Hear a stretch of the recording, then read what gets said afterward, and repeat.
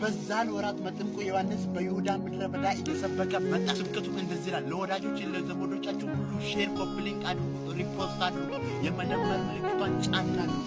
እንደዚህ ይላል። ስብከቱ መንግሥተ ሰማያት ቀርባለችና ንስሐ ግቡ የሚል ነበር። መንግሥተ ሰማያት ቀርባለች፣ ንስሐ ግቡ።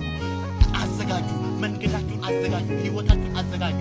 እግዚአብሔር እኔ ቅዱስ ነኝና እናንተ ቅዱሳን ሁኑ ብሏል። ስለዚህ ቁጥር 3 ላይ እንደዚህ ይላል። በነቢዩ በኢሳይያስ እንዲህ ተብሎ የተነገረለት እርሱ ነው። በምድረ በዳ የጌታን መንገድ አዘጋጁ፣ ጎዳናውንም አስተካክሉ እያለ የሚጮህ ድምፅ።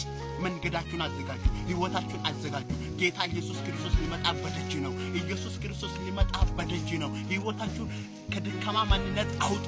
ሕይወታችሁን ከደካማ ከሱስ አውጡ፣ ነፃ አውጡ። ከዚህ ከዓለም ነፃ አውጡ።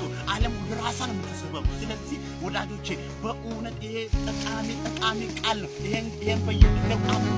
በእውነት ጌታ ኢየሱስ ክርስቶስ ይመጣል። ማራናታ